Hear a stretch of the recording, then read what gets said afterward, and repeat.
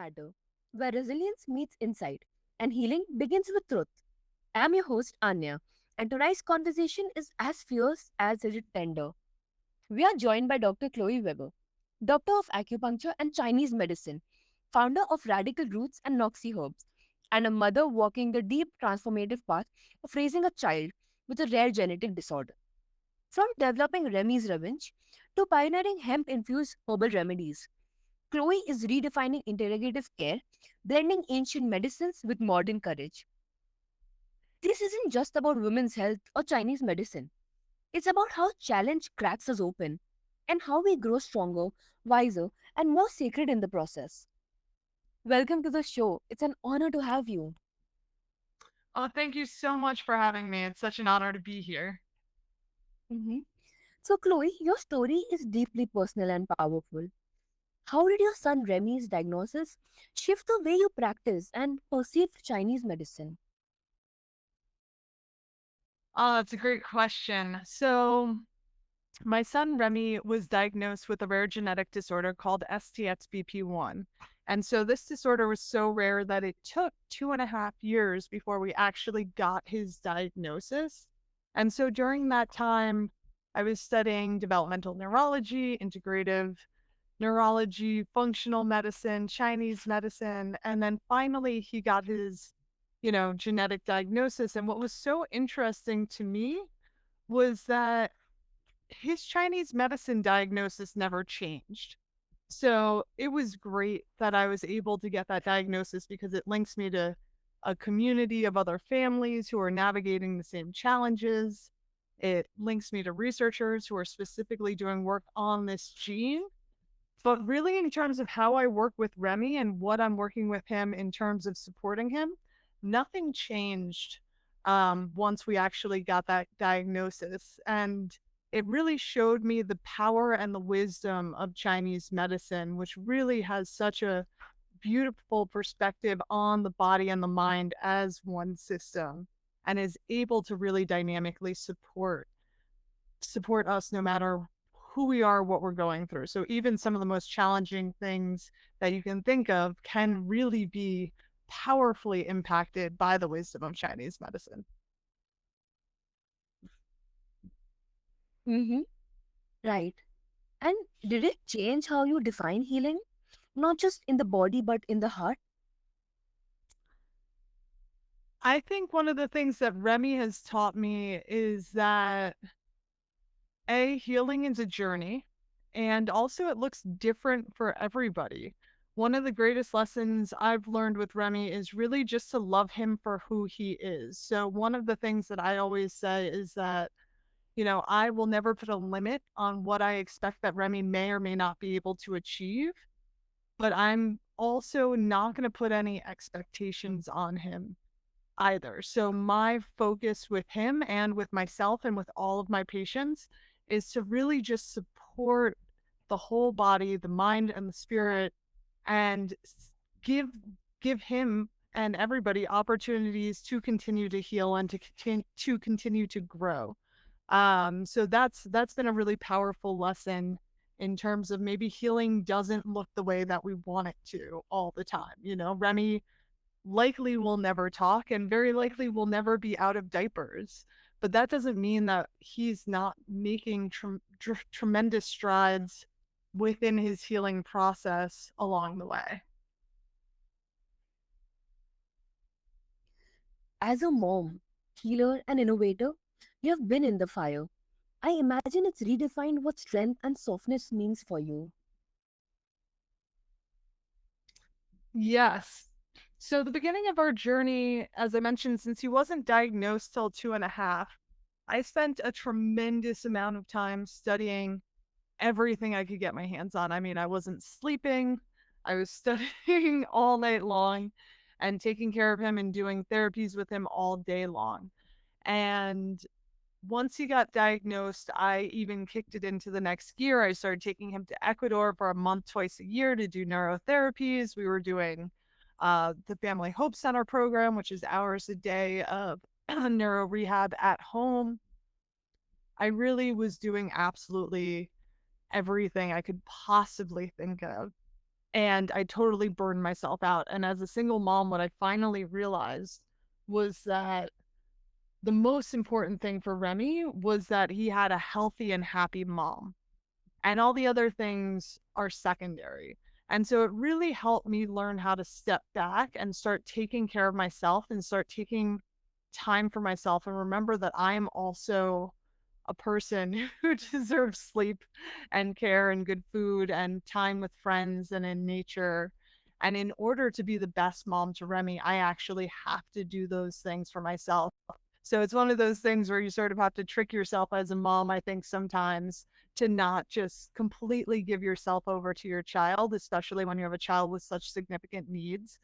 But after many years of burning the candle at both ends, I learned this lesson because I had to. And I think that that's been one of the most important things. And I think a lot of Remy's development actually came after I sort of took a step back and started finding more balance between pushing him in therapies and letting us enjoy our lives a little bit more and get out in nature a little bit more and start playing more instead of just really focusing on that therapy. So I think it's so important to find that balance. And it ties very deeply into Chinese medicine, where we talk about yin and yang. So, yin is sort of the female aspects of the body, the cooling, nourishing, regenerative aspects of the body, whereas yang is the fire, the active, the movement parts of the body, right?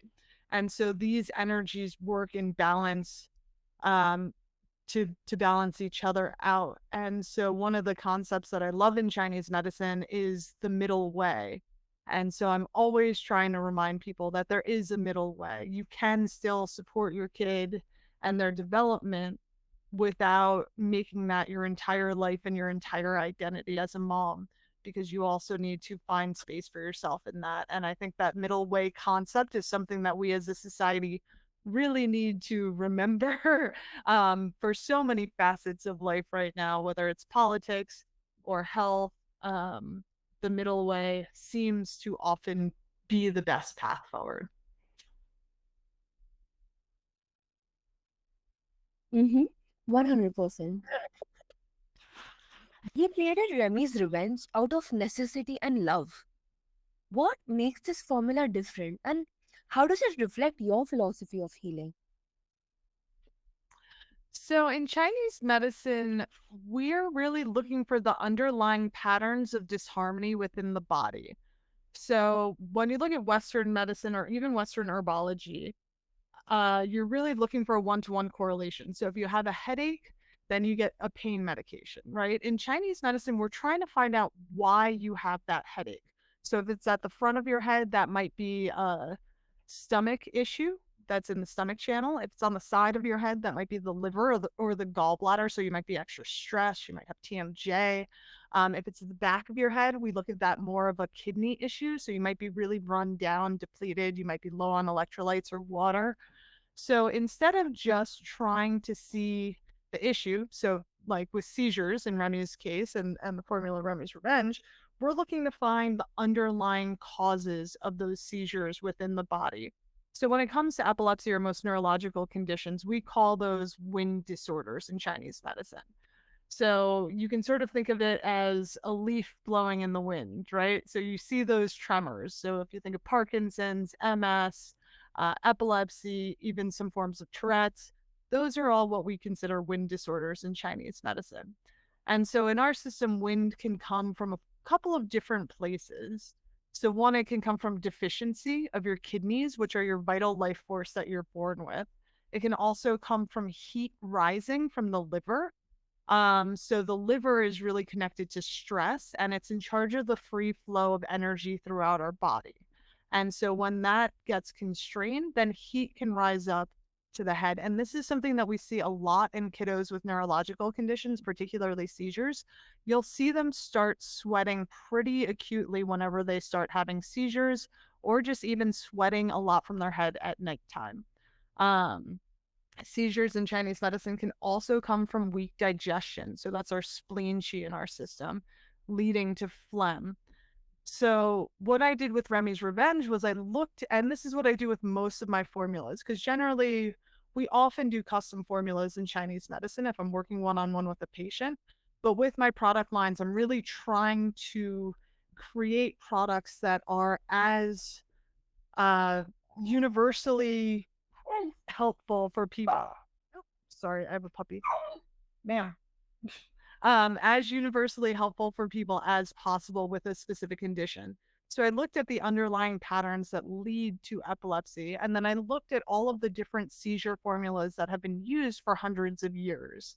And from that, I was able to really compile an herbal formula that dynamically supports all of those underlying issues in a really balanced and safe way. And honestly, I think Remy's Revenge is one of the most brilliant formulas I've ever created. I'm insanely proud of that formula. It's really been so helpful for so many people, whether they're kids or adults with neurological conditions.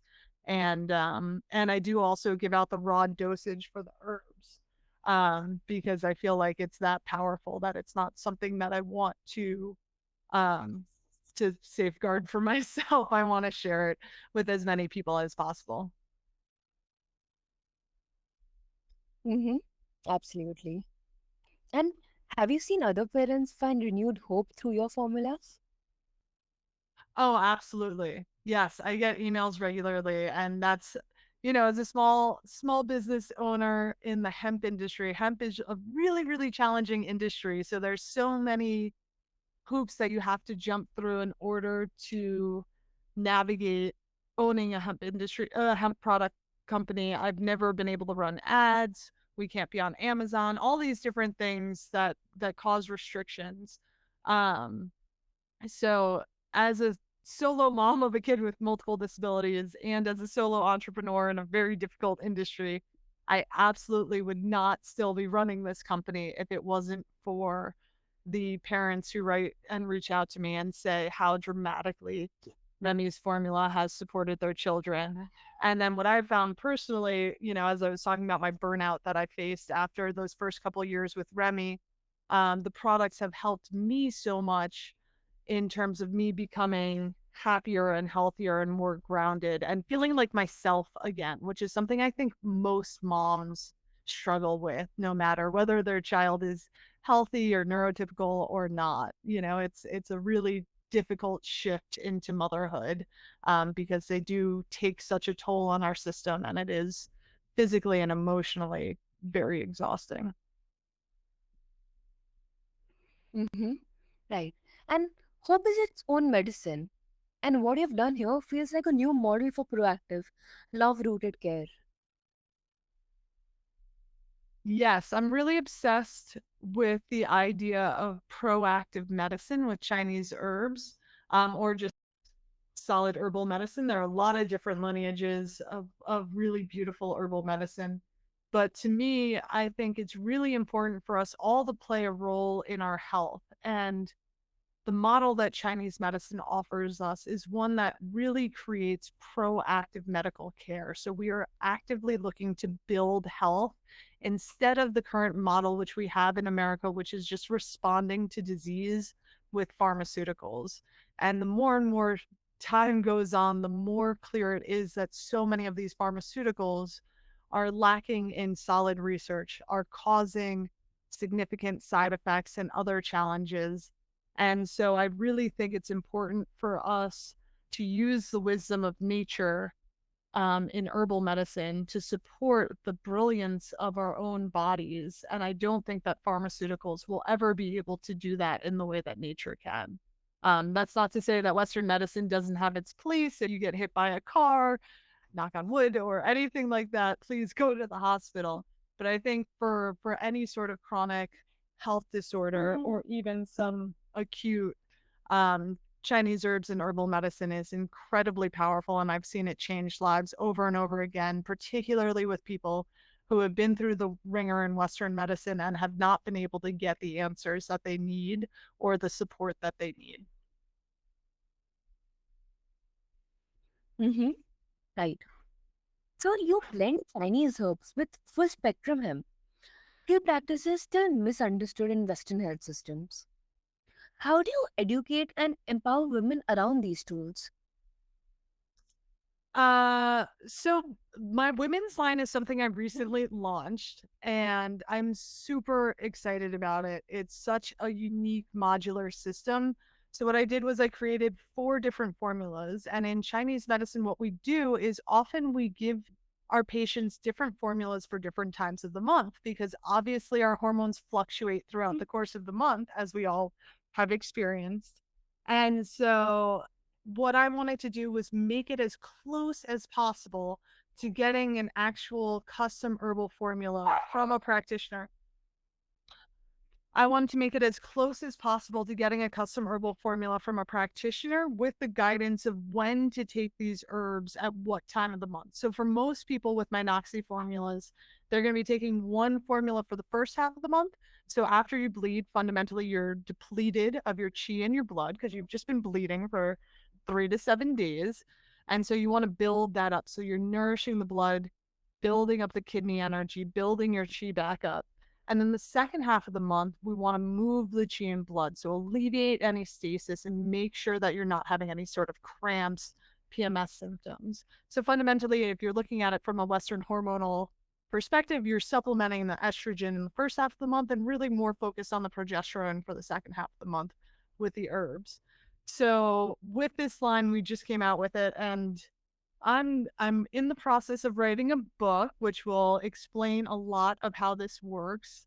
And I'm trying to figure out the best ways to get it out to as many women as possible because I really feel like women need to learn how to use their cycle as a guide to show them what's going on with their health, right? So if you're getting cramps, that's an indication that you're stressed, that you're overwhelmed, that your liver is not functioning the way that we want it to be functioning. So you want to support that liver chi, you want to move it, and you want to support the spleen. If you're feeling run down, if your cycle is really weak, that's an indication that your kidneys are weak or you might be low in chi and blood. So nourishing that and making sure that you're feeling better, that you're feeding yourself really good quality foods and nourishing your body and your mind. So it's our cycle can really be a reflection of our health overall. And the more that women start looking at it that way, the more we can learn from it and honor our innate wisdom again. And also start taking control of our health step by step, day by day, with the choices that we're making in how we're living our lives and when we need to rest more, when we need to go harder, and when we need to take a step back and really, nourish ourselves. Mm-hmm. Definitely. And what resistance or misconception do you still face in this space? Um, well, my favorite is people accuse me of murdering rhinos on the regular. I've never murdered a rhino. I've never used a rhino horn in a formula. Those are classical herbs that have not been used in hundreds and hundreds of years. Um, there's a lot of stigma in the United States around anything coming from China, and I think it's a lot of propaganda. I think a lot of people are starting to wake up to realize that our government and our media is and our pharmaceutical industry is really corrupt in many ways and is manipulating us and leading to a very strange state of affairs in this country. But I think that there has been a lot of skepticism about herbs coming from China. And, a lot of people just sort of think of it as, you know, folk medicine or woo-woo medicine. But the reality is there's pharmacological research behind every single herb that I use. It's not just the energetic actions from Chinese medicine that we're looking at, we're also able to look at the pharmacological actions. These have all been researched. And that's one of the things that I love so much about Chinese herbs is that it satiates both sides of my brain. I get to look at the energetics, but I get to look at the science also. And then by using those together, we're able to really move the needle significantly for patients in a beautiful way. And so that's what I'm trying to let people know is that these herbs are incredibly powerful and they're also incredibly safe. So the more I can get out and tell people that, the better for me. Mm-hmm. Right. That's such a stigma around both herbs and cannabis, especially for mothers. Your voice is vital in breaking that silence with wisdom and science. Yeah, it's there is a tremendous amount of stigma around both. And so it is sort of one of those catch 22s with radical roots. It's like if somebody's not scared of cannabis or hemp, then they're scared of Chinese herbs, and if they're not scared of Chinese herbs, then they're suspicious about cannabis and hemp. The thing with hemp and CBD is, I think the research has just been so astronomical over the past decade that it's hard for people to refute the beneficial aspects of hemp. I think it's just become so pervasive. The challenge to me in the hemp industry right now is A, as I mentioned, the restrictions in terms of marketing, but also since there was such a boom in hemp that came out in CBD products, there was just so many crappy products that flooded the market. So many people were able to try cannabis products and CBD products, and they were like, "Oh, it didn't do anything." And really, that's because there are really bad products that are on the market, and a lot of people who are really just focused on making as much money as possible, as quickly as possible, and they did not actually care about the people they were serving. So if you're getting a full spectrum, high quality hemp product, it's not that your life is going to change overnight. Some people do. I got an email the other day from somebody who said she had carpal tunnel and blah, blah, blah, and it just came back after a different surgery. And within 12 hours of putting my topical on, she was feeling dramatically better. The pain you often see the shifts pretty quickly. But really what I like to tell people when it comes to hemp and CBD is that it's just supposed to help you feel more like yourself. And so for me, I know if I'm starting to feel stressed and overwhelmed, I often have to stop myself and say, wait, have I been taking my products? Am I taking my herbs? And then after a couple of days of being back on the products, I'm like, oh, okay, I feel like myself again. I can sleep better. I can engage in life from a more centered and grounded place, as opposed to feeling just totally overwhelmed and depleted. So, to me, I think the cannabis plant, whether you're looking at cannabis with THC, so that means the psychotropic marijuana aspects. So you're going to have the high from those.